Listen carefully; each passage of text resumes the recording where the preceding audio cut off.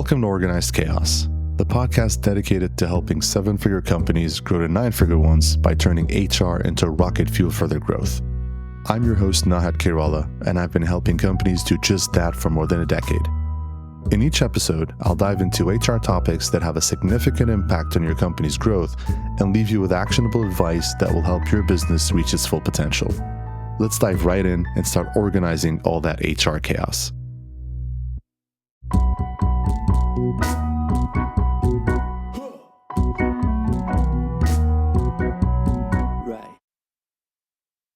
Hey everyone, and welcome to episode 4.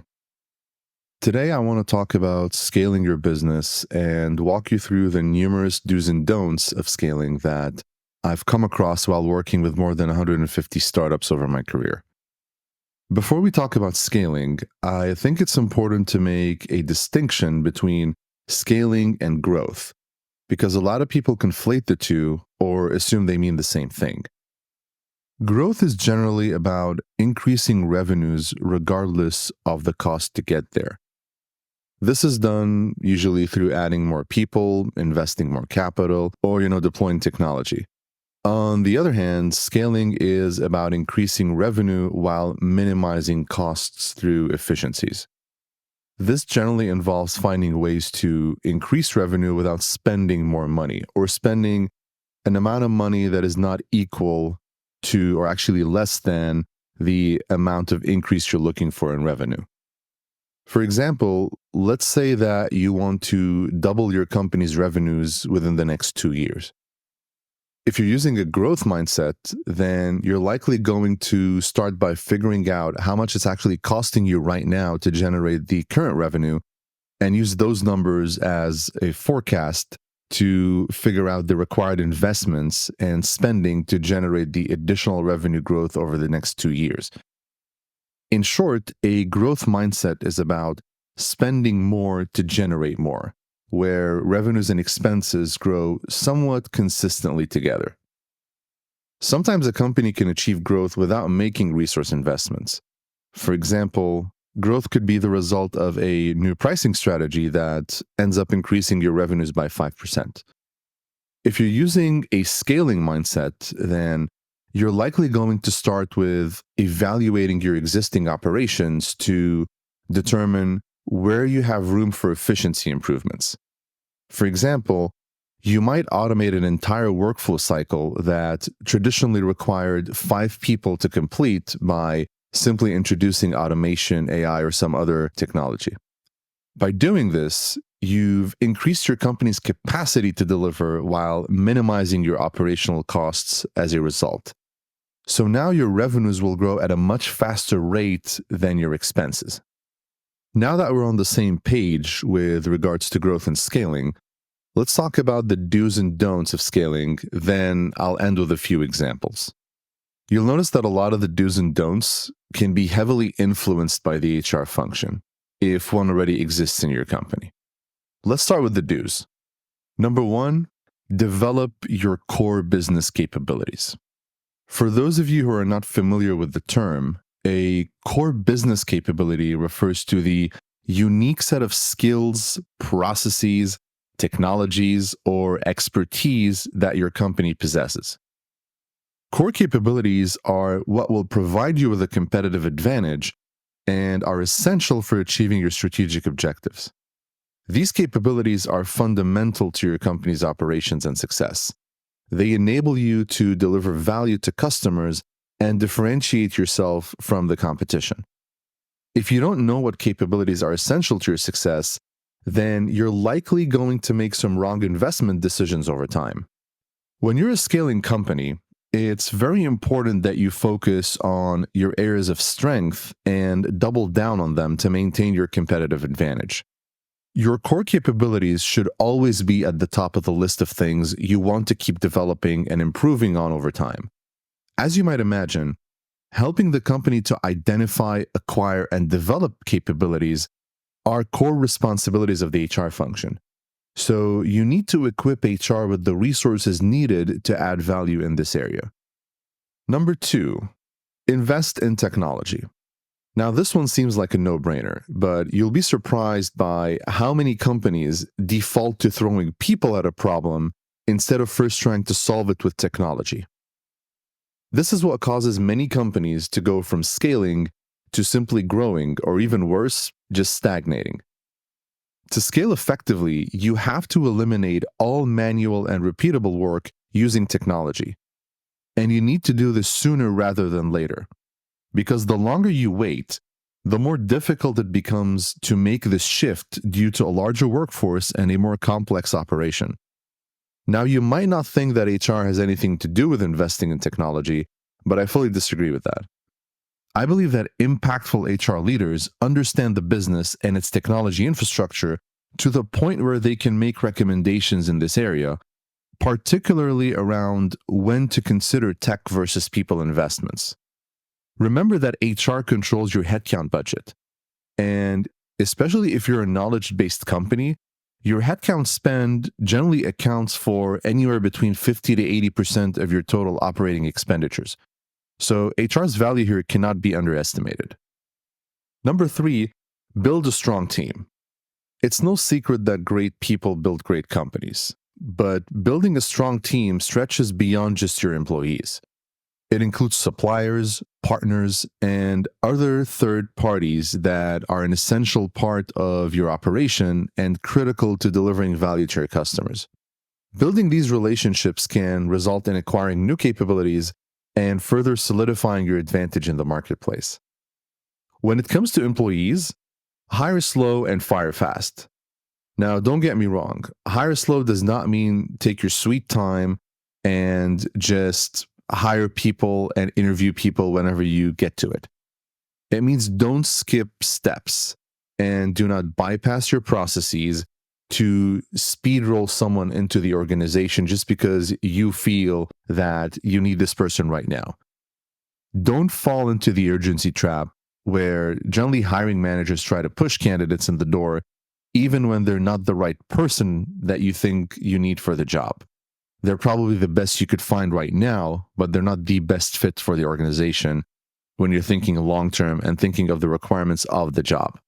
These requests usually come with doomsday scenarios where hiring managers make it seem like the sky is falling and the new hire is the savior. If we don't hire them today, the sky is going to fall and it's the end of the world, as opposed to hiring them 2 weeks from now. HR can add value here by scrutinizing every hire and ensuring that managers and interviewers are consistently adhering to a set of pre-established hiring standards. In other words, don't cut corners and don't try to give people a fast pass into the organization just because your hiring managers think that they need someone yesterday as opposed to 2 weeks from now. Number 4, delegate effectively. You and your leadership team should develop habits that allow you to focus on strategic work rather than the day-to-day operations. This requires that you trust your team members and provide them with the necessary tools and guidance to succeed. Delegation is often the area I see founders struggle with the most, and it unfortunately impacts their ability to scale at the required pace. If you're a founder that's struggling with this, my advice to you is to start focusing on your team's results or output, not how they're getting things done. HR can play an important role here by providing targeted coaching and development to the leadership team, and also monitor their progress over time.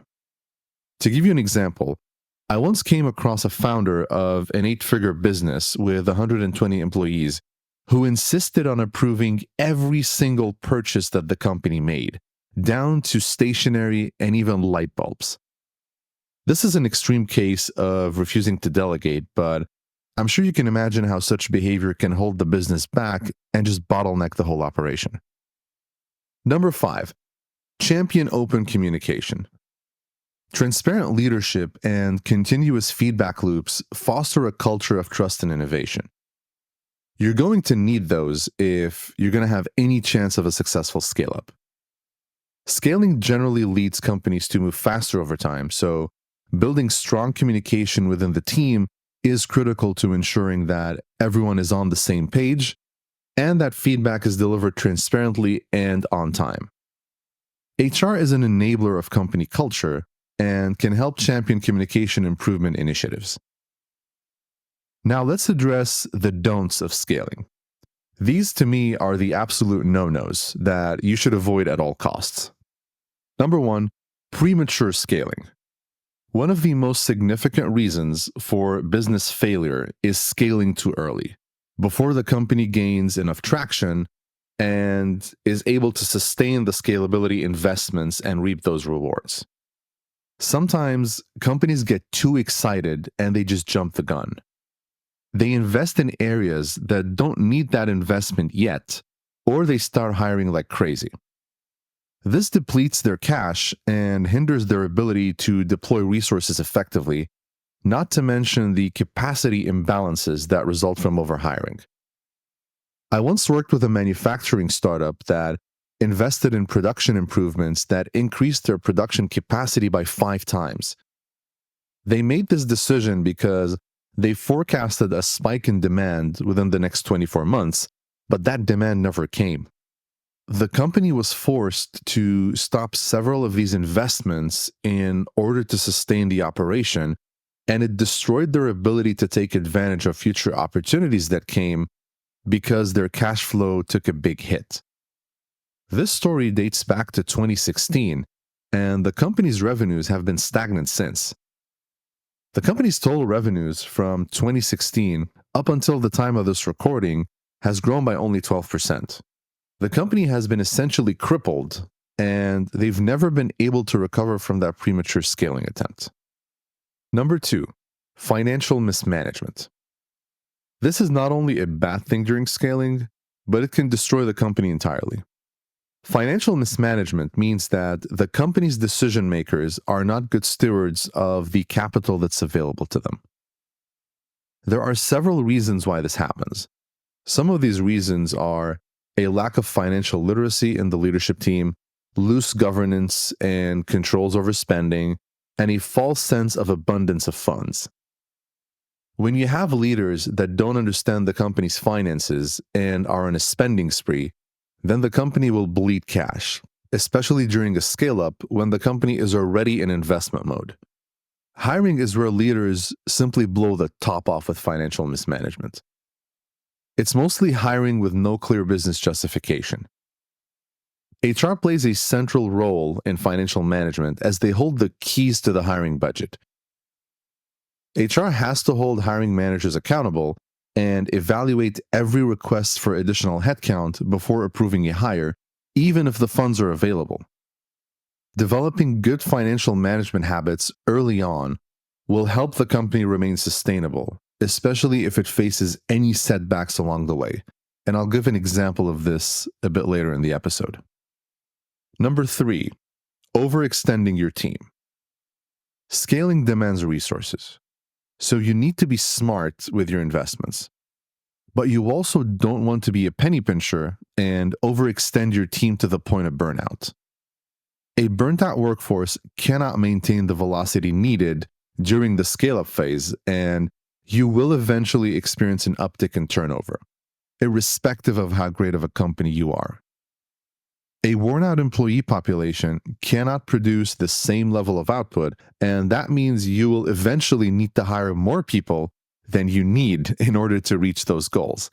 This can put your company in financial jeopardy and impact your sustainability. HR has to keep a close pulse on the organization and maintain open communication channels with employees. HR also needs to be the function that delivers the necessary intel to leadership and provides recommendations for how to keep the workforce motivated. Number 4, failing to evolve as you scale. Many first-time founders and leaders that I've worked with over the years assume that what got them to this point will also take them to their next milestone, and the milestone after that. The type of operation you need as a 6-figure company is very different from what you'll need at 7 figures, 8 figures, and beyond. A lot of first-time founders fall into this trap, and it's easy to understand why. They witnessed their scrappy business grow into a scaling company, and they assume that this success will carry on forever if they keep doing things the way they've always been doing them. The problem is that companies require very different setups at different stages of their life cycle. Managing a team of 20 employees is nothing like managing a team of 100 or 1,000. The business should always be evolving as it goes through its scale-up journey, and leaders should never lose sight of that. HR leaders who have experience working for scaling companies can be an invaluable asset here and provide the leadership team with the right level of guidance and help develop a roadmap for the company's evolution at different stages of its life cycle. Now, let me wrap things up with a few examples from scaling companies. The first company I'll talk about is Impact Power Solutions, also known as IPS. IPS is a solar energy company based in Minnesota. In 2015, IPS was a 25-person company with revenues of $3 million that grew to $38 million by 2020. They achieved this by implementing 4 initiatives. First, they restructured the leadership team and created new strategic roles that filled core capability gaps. As part of the restructuring, the CEO moved to a chief product innovation role, and the COO became the CEO. The restructuring combined between the business needs and individual employee skill sets. Second, IPS focused on better team communication and alignment. They started having daily team huddles and scheduled recurring strategy and alignment sessions every quarter. This ensured that everyone in the company was working towards the same goals and had access to the information they needed to execute according to plan. Number 3, they revamped their operating processes around 3 distinct sets of customers as opposed to having a one-size-fits-all approach. This allowed IPS to cater to the specific needs of their customers, and they leveraged technology to streamline their operations. They were able to take on more projects with less people and deliver to customers in a shorter amount of time. All this led to an exponential revenue increase. And finally, IPS became laser-focused on cash flow management. The team started monitoring cash flow daily and scheduled weekly cash flow reviews that focused on key financial health metrics. Now, I cannot mention the name of the second company I'm going to talk about because of an NDA I signed as part of the engagement with them, but this was a software company that was going through a massive growth spurt. The 3-year-old company had around 30 employees at the time, and their sales more than tripled in the last 18 months. The company was scrambling to hire software engineers, account managers, and implementation managers to really cater to that increasing demand, but expenses were also skyrocketing as a result. I was brought on board to help the company plan and execute a scaling strategy. The company's headcount spend at the time accounted for 73% of their total operating expenses. One of my first recommendations was to bring that number down to 65% within 3 years by investing more in technology in specific areas of the business that were adding the most value, and those were identified through a company-wide analysis exercise. The 2 founders were on board with the recommendation, and they gave me full authority to manage the workforce plan and approve or deny all headcount requests for the next calendar year.